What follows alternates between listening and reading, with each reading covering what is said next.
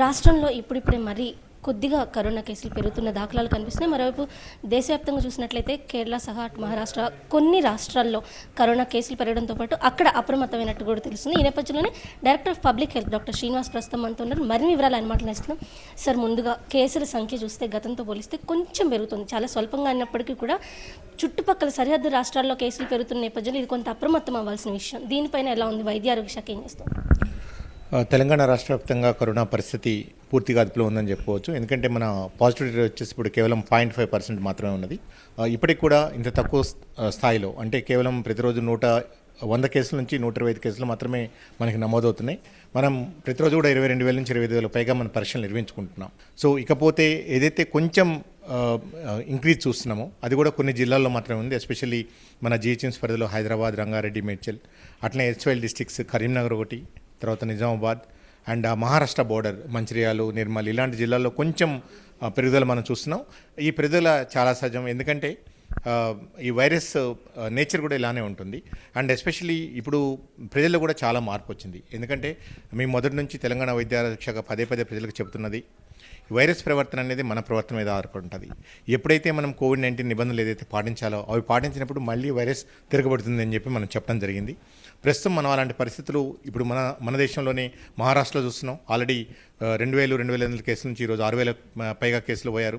కేరళ రాష్ట్రంలో కంటిన్యూస్గా మనకి గత 2 నెలల నుంచి కూడా 6,000 పైగా కేసులు నమోదవుతున్నాయి. అట్నే ఛత్తీస్గఢ్లో, తర్వాత కొన్ని స్టేట్స్లో లోకల్ అవుట్ బ్రేక్స్ కూడా మనకి రిపోర్ట్ అవుతున్నాయి.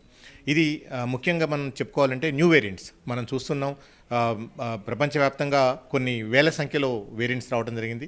ఎస్పెషల్లీ మన దేశంలో, మన రాష్ట్రంలో కూడా వందల సంఖ్యలో వేరియంట్స్ రావడం జరిగింది.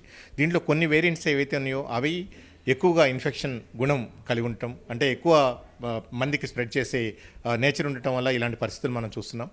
ఒకటి మనం అర్థం చేసుకోవాలి, వైరస్ మనని వదిలిపెట్టిపోలేదు, ఇది పూర్తిగా వదిలిపెట్టిపోదు. మనం దీంతోనే జీవించడం మనం అలవాటు చేసుకోవాలి. అది కేవలం మనం ఏదైతే జాగ్రత్తలు తీసుకోవాలో ఆ జాగ్రత్తలు తీసుకోవాలి. ఇంతకుముందు ఇనిషియల్ లాక్డౌన్ టైంలో అవుతుంది అనుకుంటే, లాక్డౌన్ తర్వాత 70%-80% పాపులేషన్ మాస్క్ వేసుకోవడం కానివ్వండి, లేదా భౌతిక దూరం పాటించడం కానివ్వండి, చేతుల్ని రెగ్యులర్గా హ్యాండ్ శానిటైజ్ చేసుకోవడం కానీ ఇవన్నీ చేస్తుండేవాళ్ళు.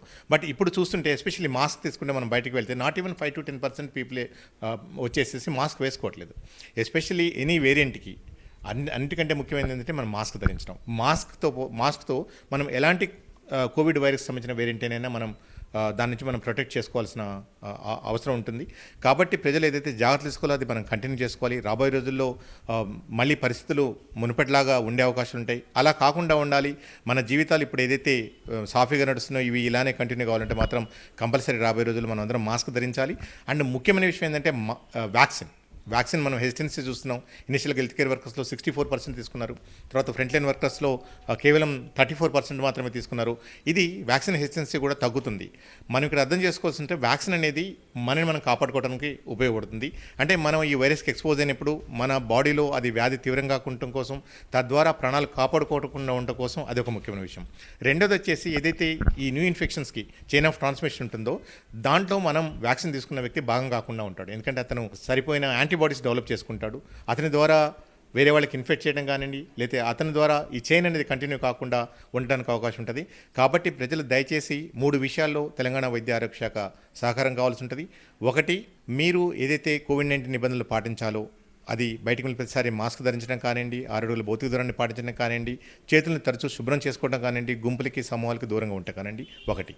రెండోది వచ్చేసేసి మీకు ఈ కోవిడ్-19 లక్షణాలు కనిపిస్తే మీరు దగ్గరలో ఉన్న ఆరోగ్య కేంద్రానికి వెళ్ళి దయచేసి పరీక్షలు చేయించుకోండి. ముఖ్యమైనది మూడోది వచ్చేసేసి మీకు వ్యాక్సిన్ మీ వంతు వచ్చినప్పుడు తప్పనిసరిగా మీరు దయచేసి వ్యాక్సిన్ తీసుకోండి. మీరు చూసినట్లయితే కనుక మీరు ఇందాకన్నట్టు హెచ్వై డిస్ట్రిక్ట్స్ ఏవైతే ఉన్నాయో కరీంనగర్ లాంటి ప్రాంతాల్లో కేసులు కొంత పెరుగుతున్నాయి. మహారాష్ట్ర వంటి ఏవైతే బార్డర్స్ ఉన్నాయి అలాంటి ప్రాంతాల నుంచి రాకపోకల్ని కట్టడి చేయడానికి ఎలాంటి జాగ్రత్తలు తీసుకున్నాయి? ఎందుకంటే మొదట్లో మనం చూసినట్లయితే కూడా ఇతర ప్రాంతాల నుంచి వచ్చే వారి ద్వారానే కరోనా స్ప్రెడ్ జరిగింది ఇక్కడ. సో ఇది మరోమారు స్ప్రెడ్ అయ్యే అవకాశం లేకుండా కట్టడి కోసం ఎలాంటి జాగ్రత్తలు తీసుకునే అవకాశం ఉంది? అంటే ఇప్పుడు గత సంవత్సరం నుంచి మనం అన్ని రకాల స్ట్రాటజీస్ని మనం అవలంబించాం. లాక్డౌన్ అనుకోండి, కంటైన్మెంట్ అనుకోండి, ఇవన్నీ స్ట్రాటజీస్ తీసుకున్నాం. అట్లే మన బోర్డర్స్ అన్నీ కూడా లాక్ చేసుకున్నాం. ఎందుకంటే ఆ టైంలో పరిస్థితులు వైరస్ ఎలా ఉంటుందో తెలియదు, దాని నేచర్ ఎలా ఉంటుందో మనకు తెలియని పరిస్థితులు ఉన్నాయి. సో ఈరోజు మొత్తం entire globe and entire country or states అన్నీ కూడా ఓపెన్ అప్ అయిపోయిన తర్వాత సో ఇంకా కూడా మనం ఇలాంటి కట్టుబాట్లు పెట్టుకొని మనం ముందుకు పోవడానికి చాలా కష్టంగా ఉంటుంది. ఎందుకంటే మన లైవ్లీహుడ్స్ అనుకోండి, లేకపోతే మన దైనందిన జీవితం అనుకోండి ముందుగా వెళ్ళాలి. బట్ అలా అని చెప్పేసి మనం ఏదైతే జాగ్రత్తలు తీసుకోవాలో ఆ జాగ్రత్తలు తీసుకుపోతే ఇబ్బంది అవుద్ది. వైరస్ కూడా తన ఉనికిని కాపాడుకోవడం కోసం కొద్ది టైం అది రెస్ట్ తీసుకుంటుంది. మళ్ళీ తర్వాత అది కొత్తగా అది స్ట్రెంగ్త్ రీగైన్ చేసుకొని మళ్ళీ అటాక్ చేయడం స్టార్ట్ అవుతుంది. ఎక్కడైతే ఈ vulnerable or high focused areas ఉన్నాయో, ఎందుకంటే రెగ్యులర్గా మాకు వచ్చే కేసెస్ని ఏ లొకాలిటీస్ నుంచి వచ్చాయి, ఏ ప్రాంతం నుంచి వచ్చాయి, ఏ ప్రైమరీ హెల్త్ సెంటర్స్ నుంచి వచ్చాయి, ఇవన్నీ కూడా మేము ఎప్పటికప్పుడు అనలైజ్ చేసుకుంటున్నాము. జిల్లాలకు అలర్ట్స్ పంపిస్తున్నాం. ఆ ఏరియాస్ మొత్తాన్ని కూడా ఇంటెన్సివ్గా టెస్ట్ చేస్తున్నాం. ఇంటెన్సివ్గా సిమ్టమాటిక్ పీపుల్ని ఐడెంటిఫై చేస్తున్నాం. తద్వారా సర్వేలెన్స్ స్ట్రెంథెన్ చేసుకుంటున్నాం. ఏదైతే టెస్టింగ్, ట్రేసింగ్, ఐసోలేషన్, ఇదే 3 మాత్రమే మనకి ఇప్పుడు కీలకంగా ఉండబోతున్నాయి. సో రాబోయే రోజుల్లో ఒక పక్క ఈ యాక్టివిటీస్, సర్వేలెన్స్ యాక్టివిటీస్ స్ట్రెంథెన్ చేసుకోవడం, రెండో పక్క పబ్లిక్ హెల్త్ సైడ్ నుంచి వ్యాక్సిన్ ప్రోగ్రామ్ని ఇంటెన్సిఫై చేసుకొని ఎక్కువ మంది బెనిఫిట్ తీసుకుని వ్యాక్సిన్ ఇవ్వడం ద్వారా ఒకటి ఇప్పటివరకు న్యాచురల్ ప్రాసెస్ ద్వారా హెర్డ్ ఇమ్యూనిటీ పొందిన వాళ్ళు, తర్వాత వ్యాక్సిన్ ద్వారా ఇమ్యూనిటీ తెచ్చుకున్న వాళ్ళు, ఈ రెండింటిని కలిపేసేసి ఒక హెర్డ్ ఇమ్యూనిటీని సమాజంలో క్రియేట్ చేసి మిగిలిన వల్నరబుల్ పాపులేషన్ మనం రక్షించుకోవడానికి అవకాశం ఉంటుంది. అయితే ఇప్పటికే కొన్ని దేశాలు సెకండ్ వేవ్ స్టార్ట్ అయిన తర్వాత ఫుల్గా లాక్డౌన్ చేసుకున్నాయి. మన దేశంలో కూడా ఇప్పుడు కొన్ని రాష్ట్రాలు కర్ఫ్యూలను విధించడం లాంటి చర్యలు తీసుకుంటున్నాయి. ఆ దిశగా తెలంగాణ ప్రభుత్వం ప్రయత్నించే అవకాశం ఏమైనా ఉందనుకోవచ్చు. ఎందుకంటే గతంలో కేసులు ఒక్కొక్కటిగా పెరిగి ఒకసారిగా ఉప్పెన్లా మారాయి. ఇప్పుడు అంత స్థాయిలో మళ్ళీ కేసులు పెరిగితే మళ్ళీ ఆ ట్రీట్మెంట్ కావచ్చు, నర్సింగ్ స్టాఫ్ కావచ్చు, సిబ్బందిని సమాయత్తం చేయడం కొంత ఇబ్బందిగా మారే అవకాశం ఉంది. ఈ నేపథ్యంలో కట్టడే ప్రాధాన్యం అనుకోవచ్చు. మరి ఆ దిశగా ఏం చేస్తారు? ఇలాంటి కర్ఫ్యూలను చేసే అవకాశం ఉందా? అంటే ప్రస్తుతం తెలంగాణ రాష్ట్రంలో అలాంటి పరిస్థితులు లేవు. లాక్డౌన్ పెట్టుకోవడం కానివ్వండి, కర్ఫ్యూ పెట్టుకోవడం కానివ్వండి, ఇలాంటి యాక్టివిటీస్కి ప్రస్తుతానికి ఎలాంటి అవకాశం లేదు. ఎందుకంటే పరిస్థితి పూర్తిగా కంట్రోల్లో ఉంది. సో ఏదైతే యాక్టివిటీస్ చేయాలో ఆ యాక్టివిటీస్ని ఆల్రెడీ ఇంటెన్సిఫై చేశాం. గత సంవత్సరం ఏదైతే సంవత్సరం నుంచి అనుభవిస్తున్నామో మళ్ళీ మనకి మనం లాక్డౌన్లో పెట్టుకోవాలా లేదని మన చేతుల్లో ఆధారపడి ఉంటుంది. మళ్ళీ మనకి మనం స్వీయ నియంత్రణలో ఉండకూడదు అనేది మన ఛాయిస్ ఉంటుంది. కాబట్టి ప్రజల సహకారం దీనికి కంప్లీట్గా కావాలి. మీరు అన్నట్టు నియంత్రణ కోసం ప్రజల భాగస్వామ్యం అవసరమైనప్పుడు స్వచ్ఛందంగా ఇలాంటివి జరగలేని పరిస్థితుల్లో కొంత ప్రభుత్వం ముందడుగు వేయాల్సిన అవసరం ఉంటుంది. ముంబై లాంటి ప్రాంతాలు మాస్క్ లేని వాళ్ళకి ఫైన్లు విధిస్తున్నాయి. మన దగ్గర ఎందుకని అలాంటి చర్యలు తీసుకోలేకపోతున్నారు? ఈ అవకాశం అంటే వచ్చే రోజుల్లో కేసులు పెరిగితే ఆ దిశగా ఏమైనా చర్యలు తీసుకుంటారా?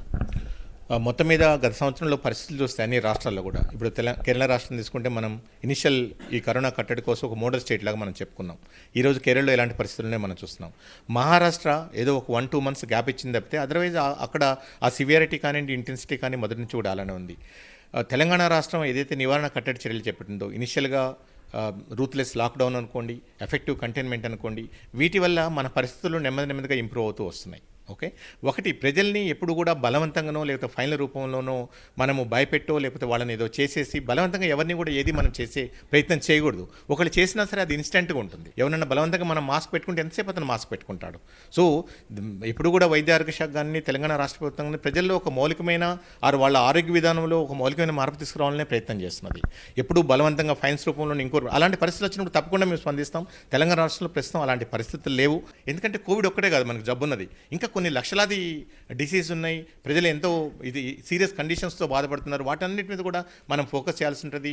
వాటి నుంచి కూడా మనం ప్రజల ప్రాణాలను రక్షించుకోవాల్సిన అవసరం ఉంటుంది. మీ వంతు మార్చ్ ఫస్ట్ వీక్లో ప్రజలకు వ్యాక్సిన్ స్టార్ట్ చేయబోతున్నాం. మీ వంతు వచ్చినప్పుడు తప్పనిసరిగా వ్యాక్సిన్ తీసుకోండి. మార్చ్ ఫస్ట్ వీక్ నుంచి కూడా సాధారణ ప్రజలు అంటే 50 ఏళ్ళు పైబడిన వాళ్ళు, దీర్ఘకాలిక వ్యాధులతో ఉన్న వాళ్ళకి వ్యాక్సిన్ ఇస్తామన్నారు. దీనికి సంబంధించి కేంద్రం నుంచి ఏదైనా మార్గనిర్దేశకాలు వచ్చాయా? ఈ కోవిన్ సాఫ్ట్వేర్ అని అందుబాటులోకి వచ్చే అవకాశం ఉందా? ప్రస్తుతం వ్యాక్సిన్కి సంబంధించి ఎలాంటి కొరత లేదు. రెండోది వచ్చేసి కోవిన్ సాఫ్ట్వేర్, ఇది వర్షన్ 2 ఒకటి గవర్నమెంట్ ఆఫ్ ఇండియా ఆల్మోస్ట్ అయిపోయింది. బహుశా ఈ నెలాఖరు వరకు మనకి వస్తుంది. దీంట్లో ఆల్రెడీ మన ఎలక్టోరల్ రోల్స్లో ఉన్న మొత్తం అడల్ట్ పాపులేషన్ అంతా కూడా దాంట్లో ఉంటారు. సో రిజిస్ట్రేషన్ ఇవన్నీ కూడా ఈజీగా అయిపోతాయి. So everything goes well. March first వీక్లో తెలంగాణ రాష్ట్ర ప్రభుత్వం కూడా ఈ 50 సంవత్సరాల పైబడిన వ్యక్తులకి, తర్వాత 50 సంవత్సరాల లోపల కోమార్బిడిటీస్ ఎవరుతున్నారు వాళ్ళందరికీ కూడా వ్యాక్సిన్ ఇచ్చడానికి అన్ని రకాల ఏర్పాట్లు చేస్తుంది. మొత్తం మీద 75 లక్షల మందికి పైగా ఈ వ్యాక్సిన్ ఇచ్చడానికి ప్లాన్ చేస్తున్నాం. అయితే వ్యాక్సిన్ విషయానికి వస్తే వైద్యారోగ్య శాఖ సిబ్బంది ఎవరైతే కోవిడ్ పేషెంట్లకు దగ్గరగా ఉండే వాళ్ళు ట్రీట్మెంట్ అందిస్తున్నారో వాళ్ళే 100% వ్యాక్సిన్ తీసుకోలేదు. మోరోవర్ ఫస్ట్ డోస్ తీసుకున్న వాళ్ళ నుంచి రెండో డోసుకి కావాల్సినటువంటి స్పందన లేదు. మీరు ఇచ్చిన గణాంకాల ప్రకారమే కొంత తగ్గారు అప్పుడు తీసుకున్న వాళ్ళు కూడా. దీన్ని ఎలా చూడొచ్చు? అండ్ సెకండ్ డోస్ తీసుకోకపోవడం వల్ల ఇబ్బందులు ఏమి ఉంటాయి? అంటే నార్మల్గా ఇప్పుడు చూసుకుంటే ఫస్ట్ డోస్ మనం గవర్నమెంట్ హెల్త్ కేర్ వర్క్స్లో 64% కవర్ చేసుకున్నాం. తర్వాత సెకండ్ డోస్ వచ్చేసి ఇప్పటివరకు 80%, అంటే ఎగనెస్ట్ ద మొత్తం వేయించుకున్న వాళ్ళలో మనం చూసుకుంటే. సో 80% వరకు కూడా అవుతుంది. అంటే నార్మల్గా ఎప్పుడు కూడా 10-15%కి ఏదో ఒక హెల్త్ ప్రాబ్లమ్స్ ఉండటము, లేకపోతే ఆ రోజు వాళ్ళు లీవ్లో ఉంటాము. బట్ ఓవరాల్గా ఈ ప్రాసెస్ ఒక రోజు 2 రోజులు 3 రోజులు ఇది కాదు. ఈ ప్రాసెస్ ఎప్పటికప్పుడు వాళ్ళు ఫిట్గా ఉంటారో అప్పటికి వ్యాక్సిన్ ఇచ్చడానికి అన్ని రకాల ఏర్పాట్లు చేస్తాం. అండ్ ఫస్ట్ డోస్ ఎవరైతే తీసుకున్నారో కంపల్సరీగా సెకండ్ డోస్ తీసుకోండి. ఎక్సెప్ట్ సీరియస్ ఏఎఫ్ఐ రియాక్షన్స్ ఉంటే తప్పితే ప్రతి వాళ్ళు కూడా వ్యాక్సిన్ తీసుకోవచ్చు. ఇది అంటే ఇప్పుడిప్పుడే రాష్ట్రంలో కొంత స్వల్పంగా కరోనా కేసులకు సంబంధించి పెరుగుదల కనిపిస్తున్నప్పటికీ లాక్డౌన్ కర్ఫ్యూ లాంటి నిర్ణయాలు ఏమి ఇప్పుడులో ఉండే అవకాశం లేదని చెప్తున్నారు director of public health doctor Srinivas. Camera person బాలాజీతో రమ్య, ఈటీవీ న్యూస్, హైదరాబాద్.